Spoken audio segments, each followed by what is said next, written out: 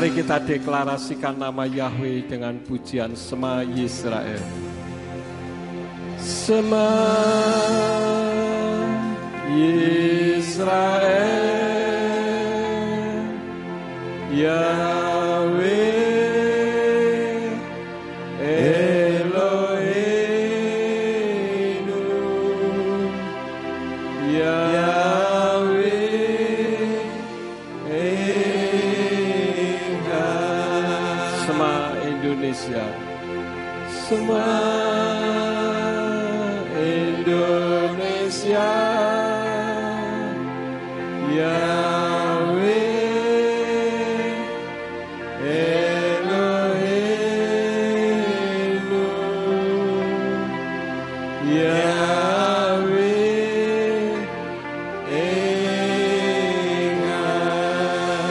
Shema Ambarawa, Shema Ambarawa, Yahweh Eloheinu,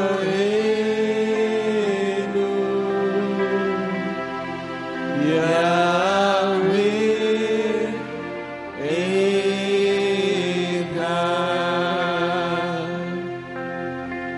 Baruch Shem Kevod Malkuto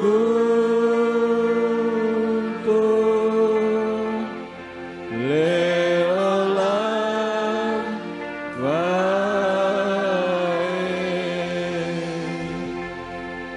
Dengan tidak jemu-jemunya kami mendeklarasikan bahwa Yahweh itu Echad. Dialah satu-satunya Elohim yang layak dan berhak ditinggikan dan dimasyurkan. Oleh karena itulah dalam ibadah RF Sabat pada saat ini kami memuji dan meninggikan Engkau, Bapa Yahweh, di dalam nama Adonai Yeshua HaMashiach Ruach HaKodes. Tuhan yang mengasihi kami, Tuhan yang membimbing dan mengajar kami untuk menuju kepada pengetahuan kebenaran. Terpuji-pujilah namamu ya Bapa. Sebentar kami akan mendengarkan isi hati Tuhan. Urapi hamba-Mu dan urapi setiap kami yang mendengar firman-Mu dengan urapan yang sama, agar firman yang ditaburkan dapat kami pahami dan kami mengerti, sebagaimana Engkau memberikan pemahaman dan pengertian kepada hamba-Mu. Jika ada kuasa penguasa roh jahat di udara yang akan merebut kebenaran firman, kami tolak, kami patahkan di dalam nama Yeshua HaMashiach. Pergi kau keluar, tinggalkan tempat ini. Tinggalkan setiap hati dan pikiran kami dimanapun kami mendengarkan firman pada saat ini. Berikan kemampuan kepada kami bukan hanya untuk mendengar firman-Mu saja, melainkan juga melakukan di dalam kehidupan kami. Untuk itu tegur kami, ajar kami supaya hidup kami semakin benar di hadapan-Mu. Demi nama Adonai Yeshua HaMashiach kami berdoa dan mengucap syukur. Haleluya. Semua yang percaya katakan amin. Silakan duduk. Bapak Yahweh memberkati. Shalom Aleichem. Puji Bapak Yahweh, Bapak Ibu saudara sekalian, pada saat ini dalam ibadah RF Sabat, saya akan membawakan firman yang saya beri judul dilindungi atau dihancurkan, seperti yang sudah flyer saudara terima. Nah, Bapak Ibu saudara sekalian, menjelang kedatangan Yeshua HaMashiach yang kedua kali, Kitab Suci sudah menegaskan di dalam 2 Tesalonika 2 ayat yang ketiga, bahwa akan terjadi banyak kemurtatan. Kenapa orang Kristen banyak yang rontok imannya jika ditanya tentang kebenaran iman? Padahal Kitab Suci katakan di dalam 1 Kepa 3 ayat 15. Kita lihat ayatnya, 1 Kepa 3 ayat 15. Nah, perhatikan Bapak Ibu saudara sekalian, di sana dikatakan, tetapi kuduskanlah Yahweh Elohim di dalam hatimu dan selalu siap dengan kata-kata pembelaan terhadap setiap orang yang menanyai kamu firman mengenai pengharapan yang ada padamu dengan lemah lembut dan hormat. Dari ayat ini sebetulnya firman Elohim mengajarkan kepada kita bahwa pada akhir zaman ini memang kita harus belajar untuk mengungkapkan kata-kata pembelaan. Bukan karena kita belain Tuhan, tidak. Tetapi yang dimaksud adalah mempertanggungjawabkan apa yang harus kita tanggung jawabkan di dalam iman. Karena iman kita ini bukan iman pokoknya, bukan iman sudah dari sononya, tetapi iman yang bisa dipertanyakan dan dibuktikan kebenarannya. Namun realitas kenyataan terjadi bahwa pada akhir zaman ini banyak orang-orang Kristen lama dalam tanda petik yang justru murtad, sementara orang-orang baru yang datang dari seberang berbondong-bondong. Karena suatu realitas membuktikan, Bapak Ibu Saudara sekalian, bahwa kekristenan sekarang ini yang diutamakan hanya masalah berkat dan mukjizat, bukan kebenaran. Beberapa waktu yang lalu saya sudah sampaikan bahwa Kitab suci mengatakan carilah dahulu kerajaan Elohim dan kebenarannya. Tetapi yang dicari hanya kerajaan Elohim saja, kebenarannya tidak dicari. Sehingga pokoknya dari dulu saya sudah Kristen, ya sudah. Jadi kalau ditanya tidak bisa menjawab, jawabannya pokoknya. Ini bukan jawaban menurut saya, saudara-saudara, ya. Mungkin saudara akan berkata, Pak, tapi saya tidak sekolah teologi. Untuk menjawab, mempertanggungjawabkan iman, itu tidak perlu harus sekolah teologi.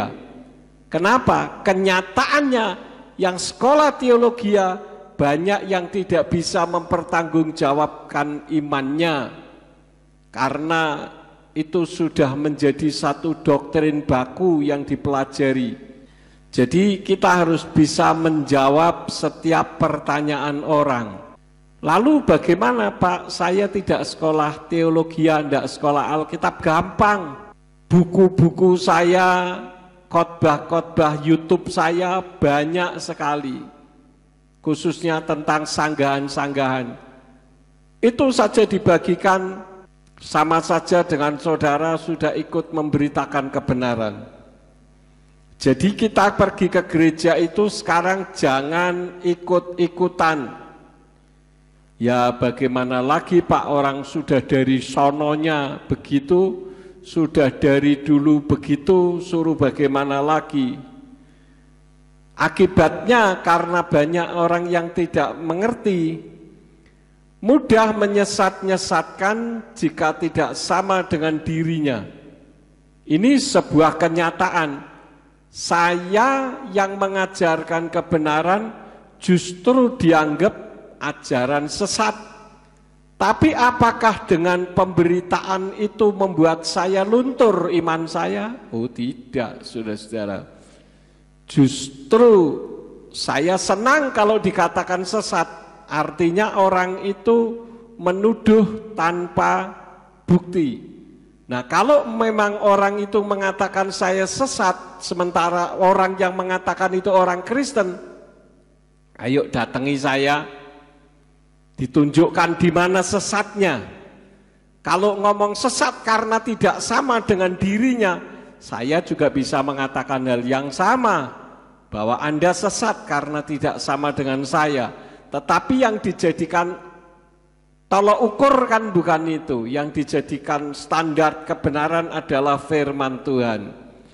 Jadi kalau ada di antara Bapak Ibu, saudara yang nonton YouTube atau yang ada di tempat di depan saya dikatakan ajaran sesat, jangan kecil hati. Yesua dulu juga dikatakan penyesat. Dan bahkan kalau kita membaca di dalam Yohanes 10 ayat yang ke-10, Yesua itu dianggap gila. Jadi kalau dikatakan sesat tidak apa-apa. Sesat kalau bersama dengan Bapa Yahweh pasti masuknya ke surganya Bapa Yahweh, bukan ke surga yang lain. Kemudian karena tidak mengerti kebenaran firman, pergi ke gereja hanya kebiasaan, sedangkan ayatnya 1 Kefa 3 ayat yang kelima tadi dikatakan apa? Selalu siap dengan kata-kata pembelaan. Artinya kalau ada orang ngata-ngatain firman dengan tidak benar, kita meluruskannya. Karena itu saya bertahun-tahun, sejak tahun 2001 saya teriak-teriak dengan mengatakan, kalau Anda mengatakan saya sesat, mari datang ke depan saya, tunjukkan di mana sesatnya. Artinya saya berani mempertanggungjawabkan apa yang saya ajarkan. Jadi karena banyak orang Kristen yang pergi ke gereja karena kebiasaan, karena tradisi, namanya orang Kristen ya perginya ke gereja, kalau yang namanya orang Islam ke masjid dan sebagainya, itu bukan standar, saudara-saudara. Pergi ke gereja itu bukan standar kebenaran. Tapi orang benar pasti dia akan mencari gereja yang benar. Nah, hari ini saya akan menyampaikan kebenaran dengan judul dilindungi atau dihancurkan, karena adanya perbedaan yang ada di dalam kitab Yehezkiel atau Yehezkiel 34 ayat 16 dari terjemahan baru Yayasan Lembaga Alkitab Indonesia. Di sana dikatakan, yang hilang akan kucari, yang tersesat akan kubawa pulang, yang luka akan kubalut, yang sakit akan kukuatkan, serta yang gemuk dan yang kuat akan kulindungi. Aku akan menggembalakan mereka sebagaimana seharusnya. Saya garis bawahi dengan huruf berwarna merah. Di sana dikatakan yang gemuk dan yang kuat akan dilindungi, ya. Tetapi kalau kita membaca di dalam kitab berbahasa Inggris yang King James Version, Ezekiel 34 ayat 16, di sana berbunyi, I will seek that which was lost and bring again that which was driven away, and will bind up that which was broken, and will strengthen that which was sick. But I will destroy the fat and the strong. I will feed them with judgment. Di sana menggunakan kata destroy. The fat and the strong, yang gemuk dan yang kuat, I will destroy.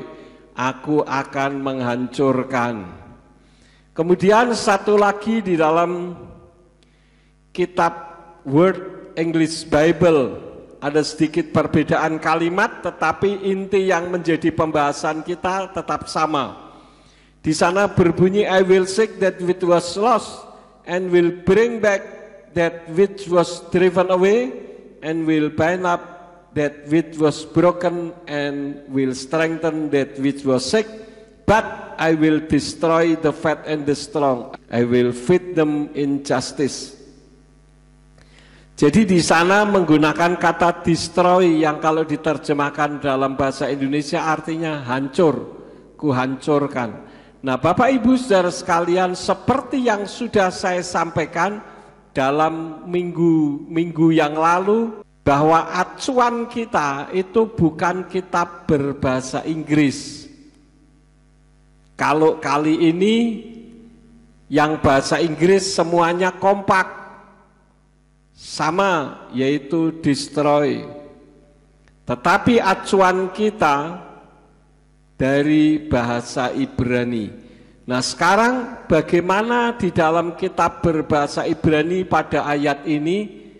Saya akan sampaikan kata per kata secara interlineal. Apabila dibaca dari sini ke sini, bunyinya et haufadet afakes wa et hanidakat asif velanis beret ekefos wa et hakola akasek wa et hasmena wa et hakasaka asmit erena femismat. Kalau diterjemahkan Bapak Ibu, et haufadet ini terjemahan yang saya terjemahkan mendekati kata-kata aslinya dalam bahasa Indonesia, tentu saja secara kata per kata, bukan kalimat. Kalau penerjemahan secara utuhnya harus melihat ayat sebelumnya dan sesudahnya.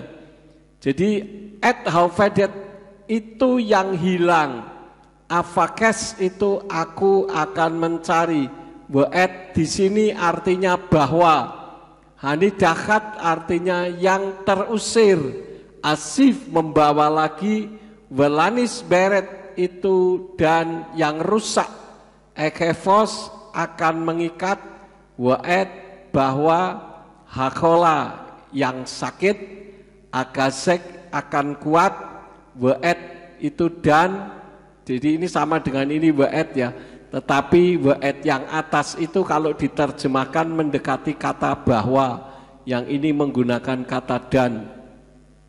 Hasmena yang gemuk, waet dan hakazaka yang kuat menggunakan kata asmit.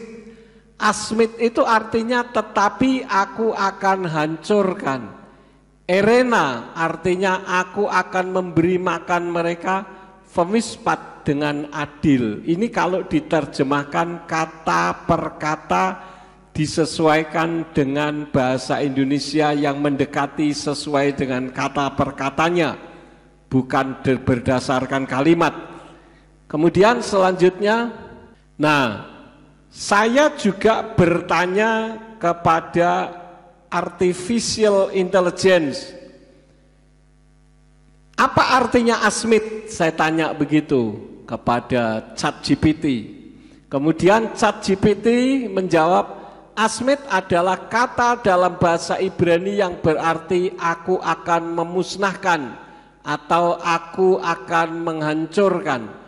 Ini berasal dari akar kata samat yang memiliki konotasi penghancuran atau pemusnahan dalam konteks bahasa Ibrani Alkitabiah. Kata ini sering muncul dalam Alkitab Ibrani dalam konteks hukuman atau keputusan ilahi untuk mengakhiri atau menghancurkan sesuatu. Lalu saya tanya lagi, dalam Yehezkiel 34 ayat 16, kenapa yang gemuk dan yang kuat dihancurkan? Kemudian ChatGPT menjawab, dalam Yehezkiel 34 ayat 16 terjemahan yang umum adalah sebagai berikut. Aku akan mencari yang hilang dan yang tersesat akan kuperbaiki, yang terluka akan kusembuhkan, dan yang gemuk dan yang kuat akan kukalahkan. Ini terjemahan dari artificial intelligence apabila dia menerjemahkannya. Aku akan memberikan kepada mereka gembala yang memelihara mereka dengan keadilan. Di sini menggunakan kukalahkan, tetapi di sini dari asal katanya aku akan menghancurkan. Pemahaman mengenai bagian ini bisa bervariasi tergantung pada konteks dan interpretasi teks tersebut. Namun beberapa penafsiran yang mungkin melibatkan pemahaman bahwa yang gemuk dan yang kuat dalam ayat ini mengacu pada para pemimpin atau pemilik ternak yang melampaui batas dengan mengeksploitasi atau mencari keuntungan dan menindas domba-domba Tuhan yang secara metaforis direpresentasikan sebagai domba yang tersesat, terluka atau terbuang. Dalam konteks ini, yang gemuk dan yang kuat mungkin melambangkan orang-orang yang memperkaya diri sendiri dengan memanfaatkan posisi mereka dalam masyarakat. Sementara yang tersesat dan yang terluka adalah mereka yang tertindas dan terpinggirkan.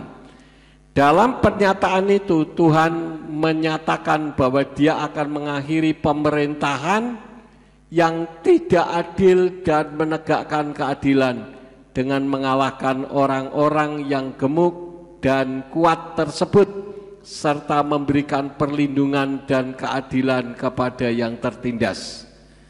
Jadi terjemahannya sama dengan apa yang saya terjemahkan kata per kata. Nah, Bapak Ibu Saudara sekalian, maka di dalam kitab Yekeskel atau Yeskel 34 ayat yang ke-16 dari Indonesian Literal Translation dikatakan, aku akan mencari yang hilang dan aku akan membawa pulang yang tersesat dan aku akan membalut yang terluka dan aku akan menguatkan yang lemah, namun aku akan menghancurkan yang gemuk dan yang kuat, aku akan menggembalakan mereka dengan keadilan. Nah, Bapak Ibu, ayat yang saya baca terakhir dari Indonesian Literal Translation mengacu kepada seperti yang diterjemahkan dalam bahasa Ibrani. Ada orang yang mengatakan Alkitab yang dipakai Pak Yakub, Indonesian Literal Translation ILT, itu Alkitab sesat. Saya bilang orang yang mengatakan ini menunjukkan kalau dirinya tidak tahu apa-apa. Kitab Indonesian Literal Translation adalah kitab suci terjemahan dari J.P. Green. Sedangkan kitab suci J.P. Green itu adalah kitab suci yang perjanjian lamanya bahasa Ibrani, perjanjian barunya dari Yunani, dan itu dipakai oleh sekolah-sekolah tinggi teologi. Jadi kalau orang mengatakan bahwa kitab Indonesian Literal Translation atau ILT itu kitab sesat, berarti sekolah tinggi teologi seluruh Indonesia sesat karena menggunakan Alkitab sesat. Tetapi bagi saya memaklumi orang yang mengatakan sesat karena dia belum memahami. Jadi belajarnya kurang jauh lah istilahnya ya. Seperti karate, karateka itu ban putih dengan ban hitam itu beda, saudara-saudara. Kalau ban putih disenggol sedikit saja sudah mencak-mencak. Ya, tapi kalau ban hitam enggak, mau dipukul juga diam saja terkadang. Kenapa? Karena dia tahu tangannya ini berkuasa. Sekali pukul orang ke knock out, masuk rumah sakit atau game over, masuk ke kuburan. Sehingga dipukul juga diam saja. Tapi coba kalau orang yang ilmunya masih rendah, sabuk putih, wah, mau membangunkan tidur saja pakai gagang sapu supaya jangan kena silatnya. Nah itu biasa, saudara-saudara, ya, seperti ilmu padi, semakin berisi dia semakin nunduk.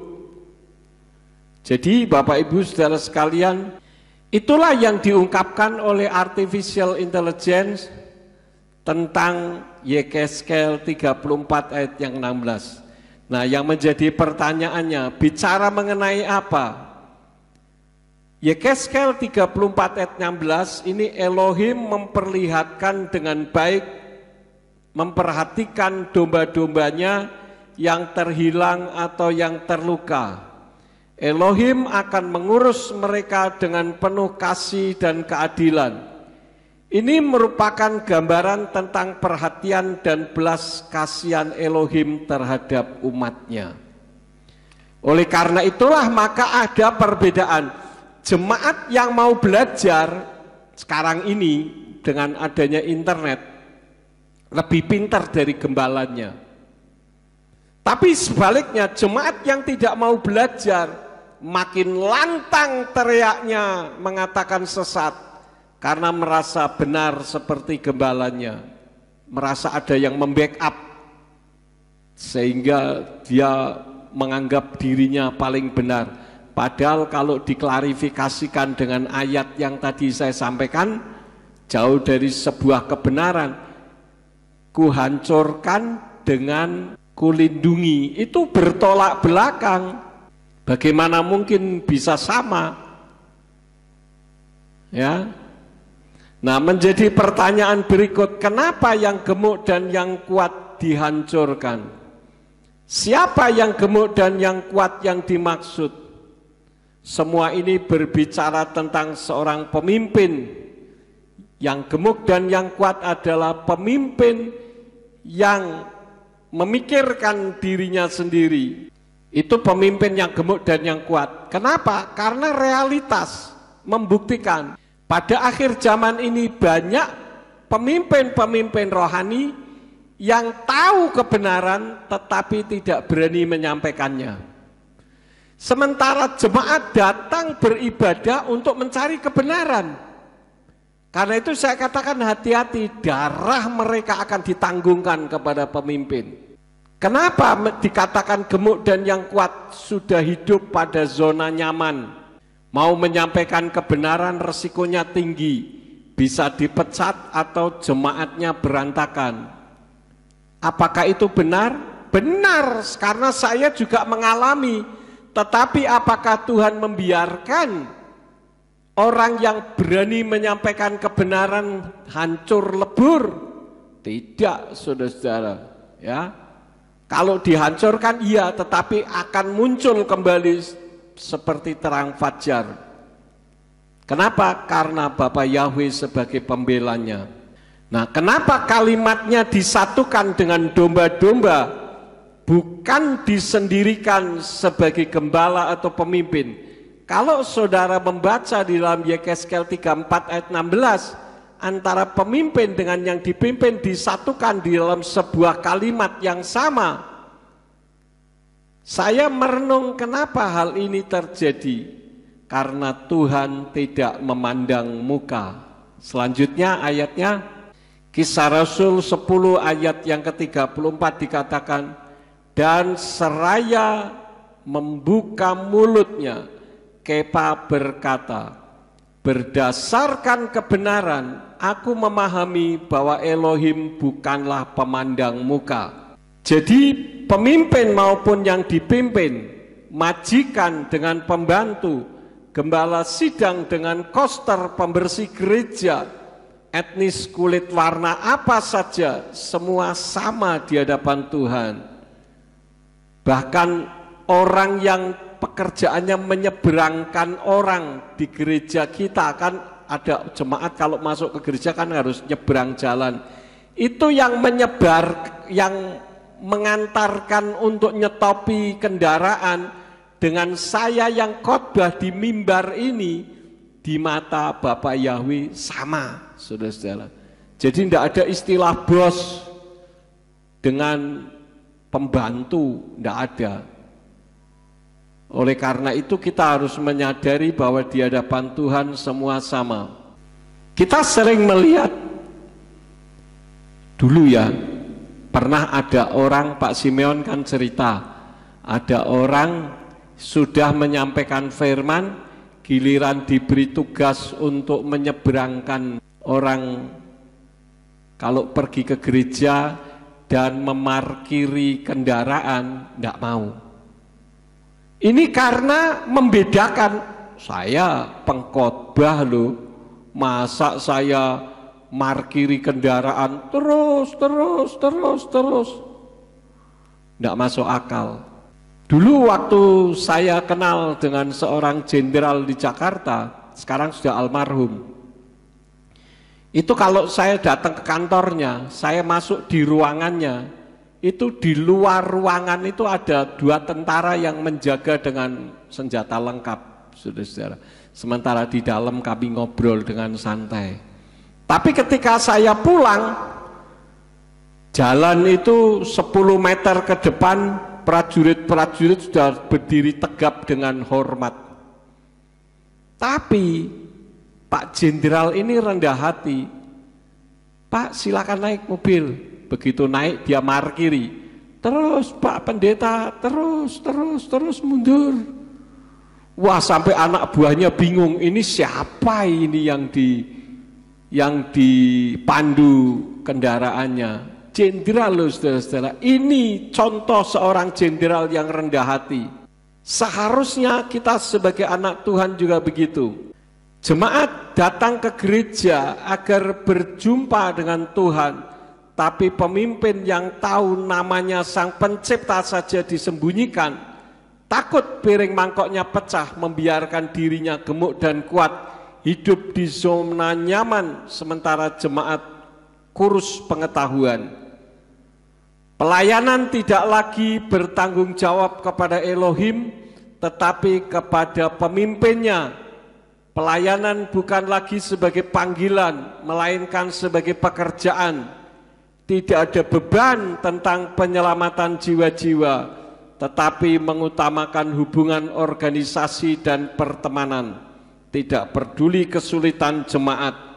Ini kasusnya seperti anak-anak Imam Eli. Tuhan tidak pernah memandang bulu, khususnya di dalam 1 Samuel 2 ayat 11-17 dan 22. Saya akan baca demikian bunyinya. Dan Elkana pulang ke Rama ke rumahnya, dan anak laki-laki kecil itu melayani Yahweh di hadapan Imam Eli. Dan anak-anak lelaki Eli adalah anak-anak Dursila. Mereka tidak mengenal Yahweh. Dan kebiasaan para imam dengan bangsa itu adalah apabila seseorang mempersembahkan korban, lalu datanglah pelayan imam pada saat daging itu sedang direbus dengan pengait bergigi 3 di tangannya, dan mencucukkannya ke dalam panci atau ceret atau periuk atau belanga. Semua yang garpu itu angkat, imam itu mengambilnya untuk dirinya sendiri. Demikianlah mereka melakukannya terhadap semua orang Israel yang datang ke sana ke Silo. Bahkan sebelum mereka membuat lemak itu berasap, maka pelayan imam telah masuk, dan dia berkata kepada orang yang sedang mempersembahkan korban, "Berikanlah daging untuk dipanggang kepada imam, dan dia tidak akan mengambil daging rebus dari kamu melainkan yang mentah.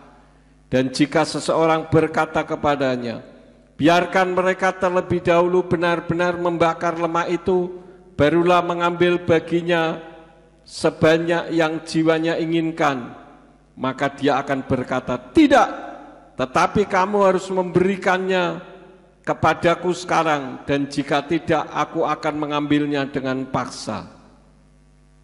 Dan dosa dari orang-orang muda itu sangatlah besar di hadapan Yahweh, karena orang-orang itu telah memandang rendah terhadap persembahan bagi Yahweh. Dan Eli sudah sangat tua dan telah mendengarkan segala yang anak-anaknya telah perbuat terhadap seluruh Israel, dan bagaimana mereka tidur dengan wanita-wanita yang berkumpul di pintu kemah pertemuan. Ini dosa yang dilakukan oleh anak-anaknya Imam Eli. Kalau ada jemaat datang membawa persembahan, di stop dulu. Kasih buat saya dulu. Saya anak imam. Ya, kalau enggak boleh masih direbus, pokoknya pakai garpu kepala 3, trisula itu langsung dicucukkan. Daging-dagingnya diambil dulu. Tuhan diberi sisa-sisanya. Kan seringkali kita juga mendengar, Tuhan, sisa hidupku ku berikan kepadamu. Kan sering kita dengar begitu. Tuhan dikasih sisa. Betul enggak? Kita sering kan mendengar seperti itu. Saya enggak mau memberikan sisa-sisa untuk Tuhan. Mumpung masih ada kesempatan untuk hidup, berikan yang terbaik untuk Tuhan. Kan yang seringkali terjadi kalau usahanya bangkrut, sekolah enggak bisa, baru diserahkan untuk Tuhan. Tapi kalau yang hebat-hebat nanti dulu. Ya. Nah, ini artinya orang yang memiliki kerinduan untuk hanya hidup di zona nyaman, tidak berani menyampaikan kebenaran. Kalaupun berani hanya untuk orang-orang tertentu dan ditutup-tutupi. Yang saya heran, kok bisa hati nurani bertentangan dengan kenyataan yang dilakukan, kok bisa itu loh. Ya, inilah yang gemuk dan yang kuat akan berhadapan dengan Elohim Bapa Yahweh sendiri, dan Bapa Yahweh akan menggembalakan mereka dengan keadilan. Itulah sebabnya orang-orang yang mencari kebenaran Tuhan akan pertemukan dengan kebenaran. Tetapi kalau orang yang pergi ke gereja hanya karena kebiasaan, saudara, tidak akan ada perubahan. Dan seringkali ayat yang digunakan kan Yeshua tidak berubah Pak, dahulu, sekarang, dan sampai selama-lamanya. Ya kalau Yeshua tidak berubah, tapi kita yang harus increase, berubah menuju kepada kebaikan. Makanya kita mendengarkan firman setiap saat. Jadi Imam Eli tahu anak-anaknya berbuat jahat, dia tidak berani menegur. Pemimpin yang memanfaatkan otoritas, aji mumpung, sewenang-wenang, mumpung masih berkuasa, ya, memanfaatkan kekuasaannya. Orang yang seperti ini akan berhadapan dengan Tuhan. Karena itu bagi saudara yang nonton YouTube saya hari ini, mungkin saudara adalah seorang pemimpin atas orang lain, hati-hati, nyawa mereka akan dipertanggungjawabkan kalau kita tidak berani mengajarkan kebenaran. Mungkin ada di antara kita juga yang akan berkata, Pak, saya kan bukan pemimpin jemaat. Saudara bukan pemimpin jemaat, tapi saudara pemimpin untuk memimpin orang lain menuju kepada kebenaran. Artinya pada hakikatnya kita semua adalah pemimpin. Kalau kita sudah tahu kebenaran, kita tidak melakukan kebenaran, kita akan berhadapan dengan kebenaran. Dan itu berbahaya. Siapakah kebenaran itu? Yahweh Elohim Besem Yeshua HaMashiach. Definisi dosa itu apa? Kalau kita tahu apa yang saya lakukan itu baik, tetapi tidak melakukan, itu dosa. Jadi bukan seperti dilarang ini, dilarang itu, kemudian kita menentangnya, bukan itu. Tetapi kalau kita tahu apa yang kita lakukan baik, kita tidak melakukan, itu dosa. Ada orang yang akhir-akhir ini di Facebook yang mempromosikan anti persembahan. Ya, artinya apa? Jangan membuat pendeta kaya. Saya setuju, saudara-saudara. Karena kalau membuat pendeta kaya itu tidak benar. Orang memberikan korban persembahan motivasinya bukan untuk pendeta, tapi untuk Tuhan. Dan bagi saya secara pribadi pantang untuk saya meminta-minta. Kalau saya sampai meminta, berarti saya mempermalukan Tuhan saya. Tuhan saya adalah Yahweh Yireh, Yahweh yang menyediakan apa yang menjadi kebutuhan saya. Dan sudah seringkali saya katakan, saya kalau beli sesuatu karena saya pendeta tidak perlu pakai duit, tidak usah persembahan. Saya juga tidak butuh. Ya, tetapi kan sayangnya pendeta juga kalau beli pakai duit. Ada orang yang begitu antinya, saudara-saudara. Istilahnya jangan memberi. Ya sih tidak apa-apa bagi saya.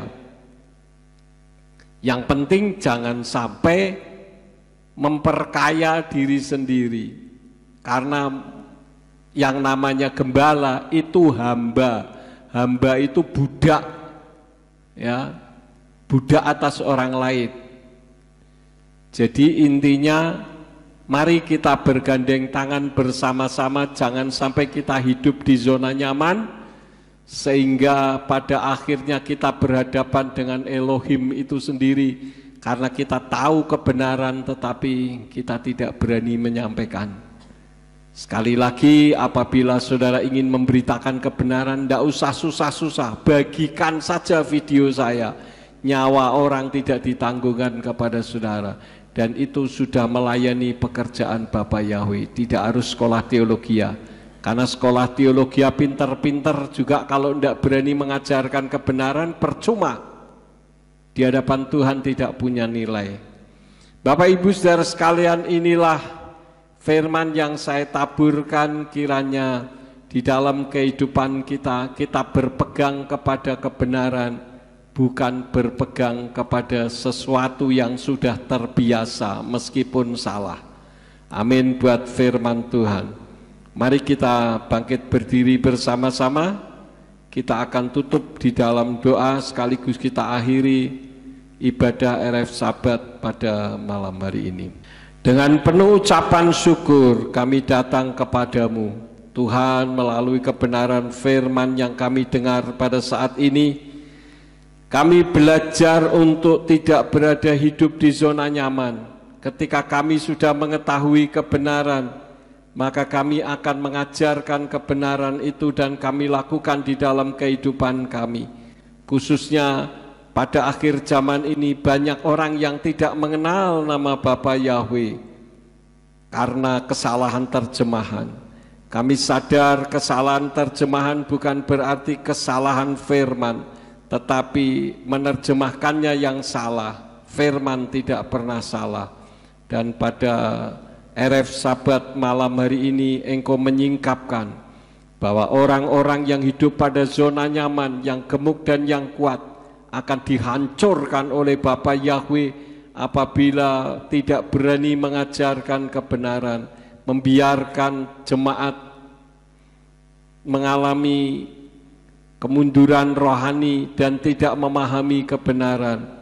Tetapi biarlah dengan hikmat, dengan pengetahuan yang Tuhan berikan kepada kami bagikan kepada jemaat untuk lebih mengasihi dan mengerti kebenaran akan nama Bapa Yahweh. Terima kasih Tuhan, berkati jemaat yang mendengarkan firman-Mu, baik yang ada di ruangan ini maupun yang ada di rumah masing-masing. Berkati juga semua pelayan yang sudah ambil bagian di dalam pelayanan pada malam hari ini dalam ibadah RF Sabat. Kalau sebentar kami akan pulang, kirim malaikat untuk menjaga melindungi kami tibakan di rumah dengan selamat. Dan sesampainya di rumah kami beristirahat, izinkan malaikat-Mu itu tetap menjagai dan melindungi kami di sepanjang malam kami beristirahat, sehingga dijauhkan dari sakit penyakit, kuasa kegelapan maupun gangguan-gangguan yang ada, supaya besok kami bangun dengan tubuh yang sehat. Dan ketika kami bangun dengan tubuh yang sehat dan kami melakukan aktivitas dalam kehidupan kami, apa saja yang diusahakan dan dikerjakan yang tidak bertentangan dengan firman-Mu, kiranya dibuatnya lah oleh Engkau berhasil, supaya dengan keberhasilan itu dapat dikembalikan lagi guna hormat dan kemuliaan bagi nama-Mu. Terima kasih Bapa, kami mengucap syukur dan kami serahkan kehidupan kami ke dalam tangan-Mu. Di dalam nama Adonai Yeshua HaMashiach, kiranya berkati kami malam ini. Haleluya. Mari kita angkat kedua belah tangan kita untuk menerima berkat Yahweh. Yefarka Yahweh wa Yishmereka. Yahweh memberkati engkau dan memelihara engkau. Yair Yahweh pana oleh kawi kuneka. Yahweh menyinari engkau dengan wajahnya dan memberi engkau anugerah. Yisa Yahweh pana oleh kawi Yashem leka shalom. Yahweh menghadapkan wajahnya kepadamu dan memberi engkau damai sejahtera. Diberkatilah engkau di kota dan diberkatilah engkau di ladang. Diberkatilah buah kandunganmu, hasil bumimu dan hasil ternakmu, yakni anak lembu sapimu dan kandungan kambing dombamu. Diberkatilah bakulmu dan tempat adonanmu. Diberkatilah engkau pada waktu masuk dan diberkatilah engkau pada waktu keluar. Sekarang pulanglah dan terimalah berkat. Kasih Bapa Yahweh Sang Pencipta, kasih karunia Adonai Yeshua HaMashiach Sang Pembeli jiwa, dan Ruach HaKodes menyertai saudara sekalian sampai Maranatha. Adonai Yeshua HaMashiach datang kembali untuk yang kedua kali dan mengangkat kita semua. Haleluya, semua yang percaya katakan amin. Selamat malam, Shabbat Shalom, Bapa Yahweh memberkati.